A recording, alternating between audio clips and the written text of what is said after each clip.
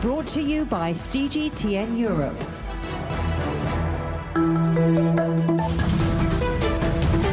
Hello and welcome to The Agenda. I'm Stephen Cole, and this week we're raising a glass or two as we take a look at the latest trends in the multi-billion-dollar drinks industry.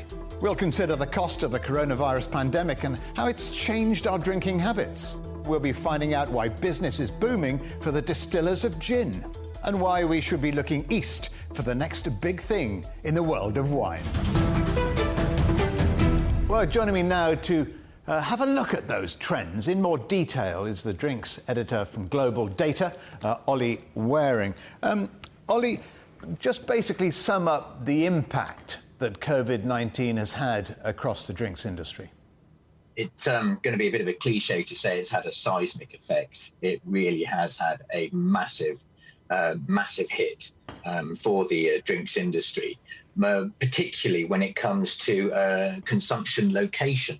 Obviously, with the lockdowns globally affecting the on-premise channel, and no one being able to go out to the pubs and bars or restaurants that they would like to frequent, consumption has obviously moved into the home. And do you expect, I suppose I could call it a bounce back, but what I mean is, will people start going out to drink? They will, but not at the speed that the industry would prefer, I fear. There's going to be a lot of tentative feelings amongst consumers who will be understandably uncomfortable about venturing out of the home under the circumstances of, a second, third, fourth wave of COVID. So the trend of drinking at home, which has always been there, but now it's been sort of solidified, and now there is diversification amongst consumers of what they're drinking within the home. You talk about diversification of drinking. Tell us more about that. It's less a diversification amongst what brands or what categories consumers are drinking.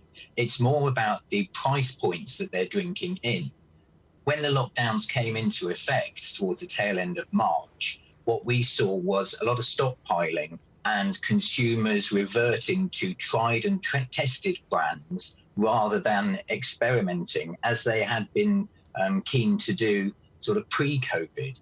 So what you've had happen there is the well-known established brands have seen their volumes increase and subsequently their sales, whereas the higher end, certainly the more expensive, more experimental offerings out there, and this applies across beer, spirits, wine and soft drinks, that has kind of shrunk quite rapidly.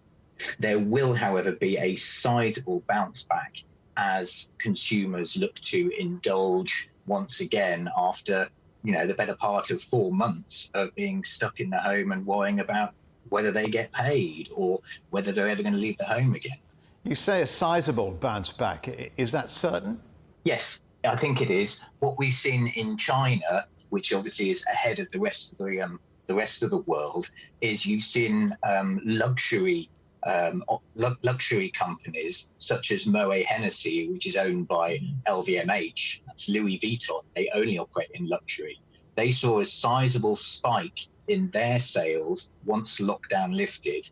Effectively, what you had there was consumers wanting to celebrate. Now, is that sustainable? I don't think it is. What we'll see is just a return to the equilibrium pre-COVID a little bit further down the line. Will it also offset the loss of sales during the lockdown? Again, I don't think it will, but it'll make for a healthy summer. What kind of trends have been appearing across Europe in terms of drinking? It's a very generational trend that has been going on since time immemorial. What you have is, as a younger generation of legal drinking age consumers come through, they're not interested in drinking what their parents drank. So the best example is American whiskey or bourbon.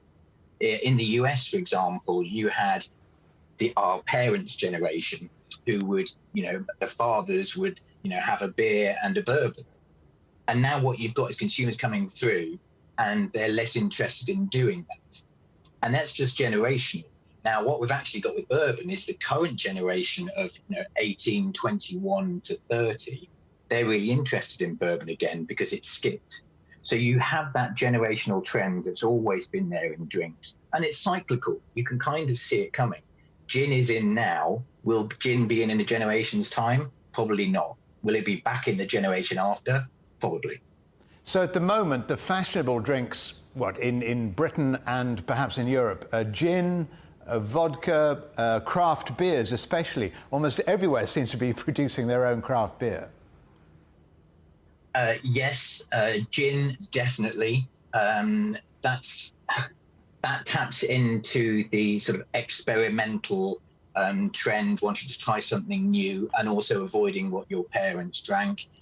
Craft beer, similarly, is looking not to drink those mainstream lagers or ales that parents drank. Now, the problem with both gin and craft beer is that many of them rely on provenance. They make a big deal about where they come from. Now, that works within the region where they come from.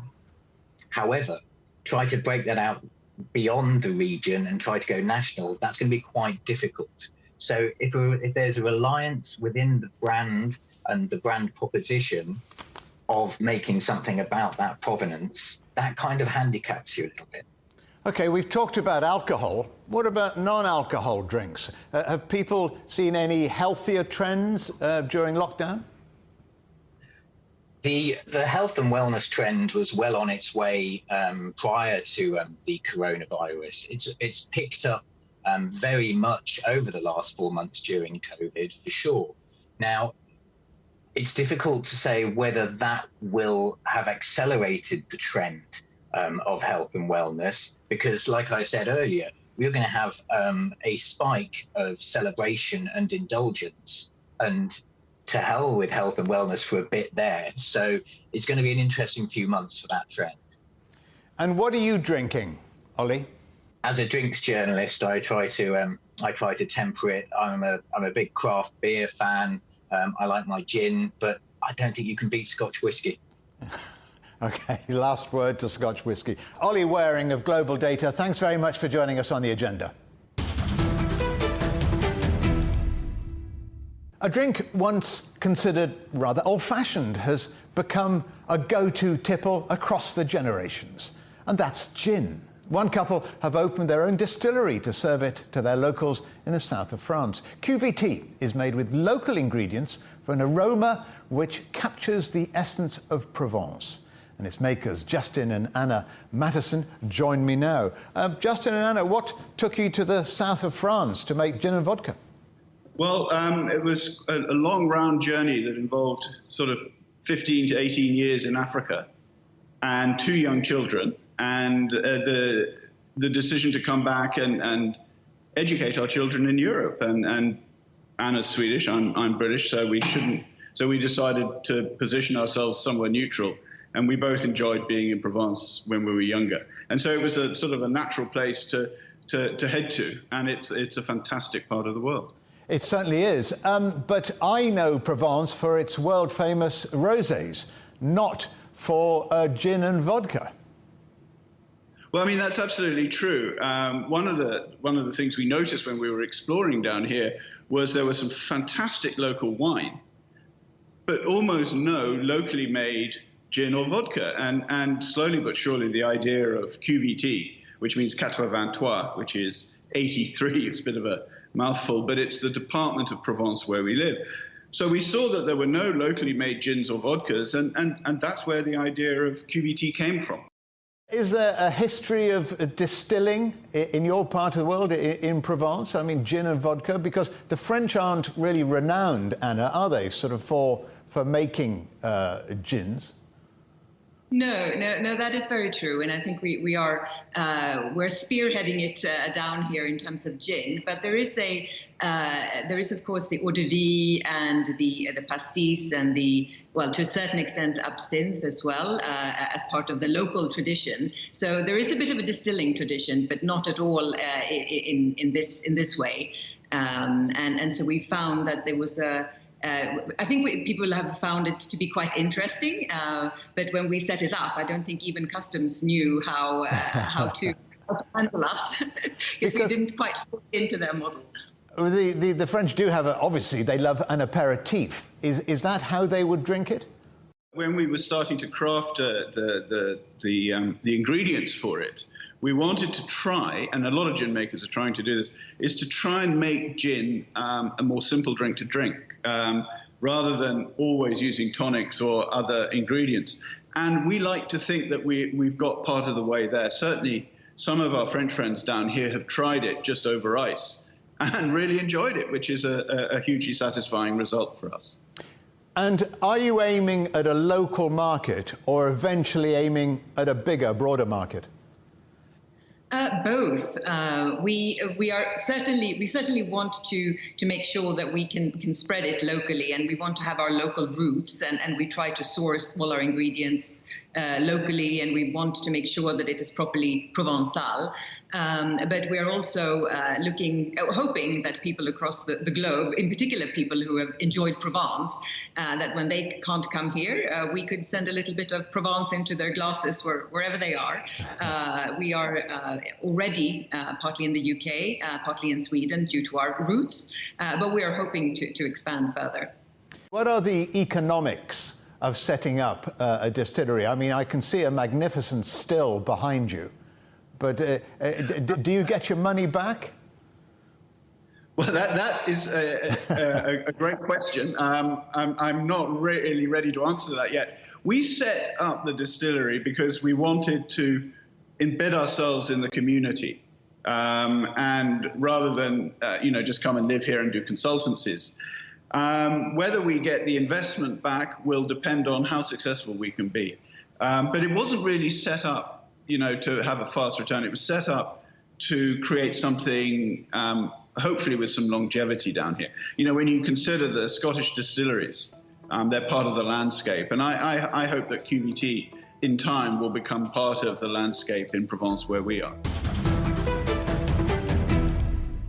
The world of wine has long been divided into the old world, France, Italy, Spain, and the new world, the likes of Australia, New Zealand, the United States and Chile. But it looks as though another country will soon be added to that list, China.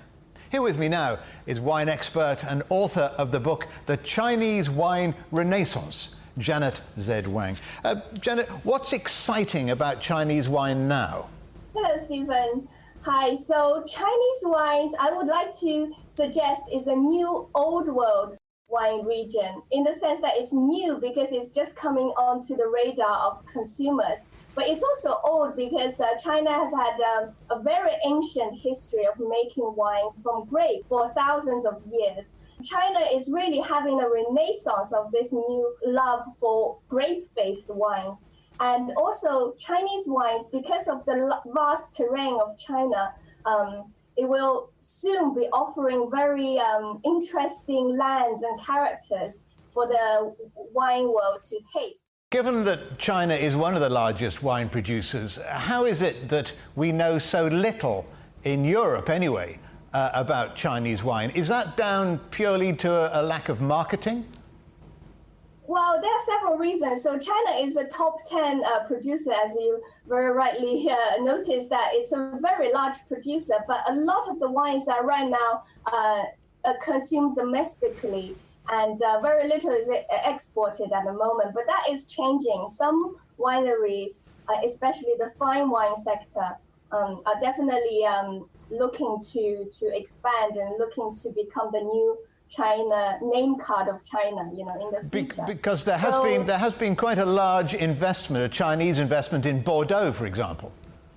Yes, exactly. So, well, there are about 150 or 160 chateaus owned by Chinese owners at the moment. But really, that is still just 3% of the entire Bordeaux region, for example. And recently, Chinese buyers have gone to Barossa in South Australia. Over there, they own about 10% of the wineries there. So certainly there are interests in Chinese ownership in foreign vineyards, because some of them find great opportunity to sell the wines back in China. So that is certainly one aspect. You're seeing more Chinese owners in established old world and also new world regions now. That brings us to the end of another edition of The Agenda. You can subscribe to this podcast on iTunes, Stitcher and Spotify. You can also find us on CGTN Europe Facebook, Twitter, Instagram and YouTube.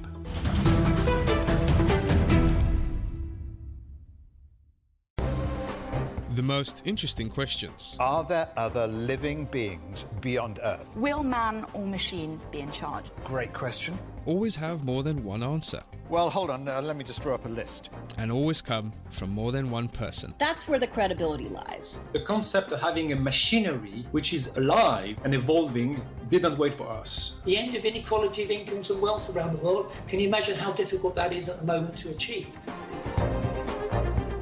Every episode, Stephen Cole, Murray Beveridge, and some of the brightest minds out there shed light on the answers to some of the most intriguing questions. There are two ways of looking at this. Machines can't really discriminate between civilian and military targets. The Answers Project. Maybe we need to just look at this in a bit more detail. Extraordinary claims require extraordinary evidence. The Answers Project, a new podcast from CGTN Europe.